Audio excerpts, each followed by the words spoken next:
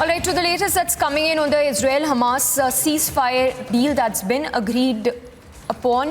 The Hamas terrorists have released 17 hostages, including 13 Israelis and 4 foreigners as well. So of those 17 hostages who've been released include 13 Israelis and 4 foreign nationals. Note that this is a 4-day ceasefire deal that's been agreed upon between Israel and Hamas. While Israel has also freed at least 30 Palestinian prisoners that have been held by the country over the last few months.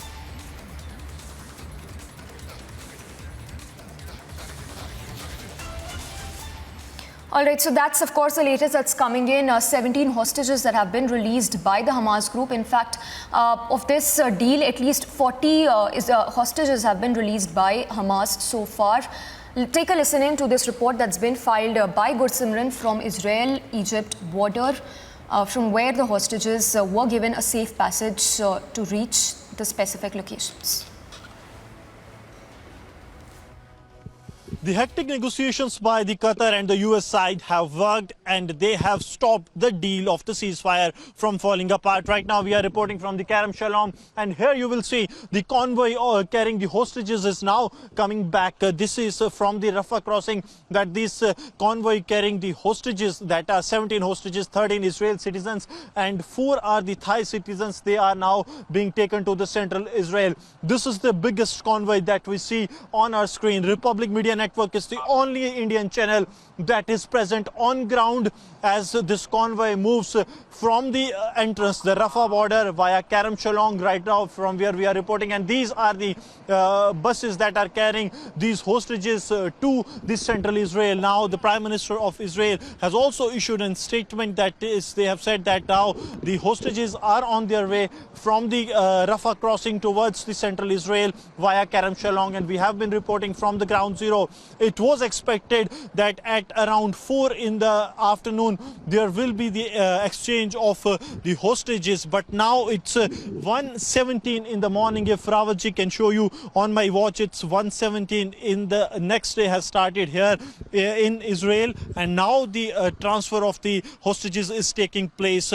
There was much heat. It was almost the deal was about to fall apart, because the Hamas side, they said that due to the Israel not abiding by the terms and conditions, they are delaying the release of the hostages. Then the President of the United States, Joe Biden, spoke to the Qatar officials, including the Emir of Qatar and the Prime Minister of Qatar twice, and he jumped in, and also the Qatar officials and the Egypt officials, those who came on ground, met the officials, met the Hamas leadership on ground, and then they ensured that the hostages are released and the deal don't fall apart, because this deal falling apart means that the Gaza has to suffer. The Israel will restart their operations, because the Prime Minister Benjamin Netanyahu met his war cabinet and also other cabinet colleagues, in which the decision was taken that what if the hostages are not released, then the next operation will be the ground invasion that will restart, and that will mean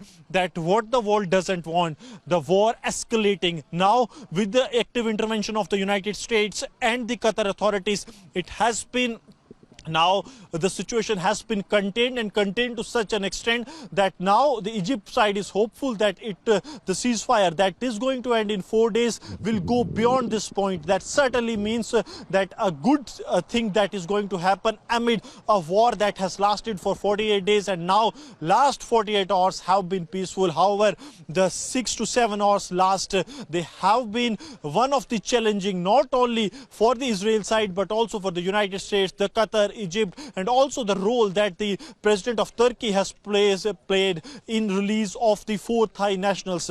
That is something new coming to the dynamics of the Middle East, that how Turkey is playing a key role along with the Qatar and the United States. And we continue to report on this war between the Hamas and Israel, as the war has now officially entered the 51st day, and the 2-day ceasefire will now has officially entered the 3rd day, with 2 days having gone peaceful.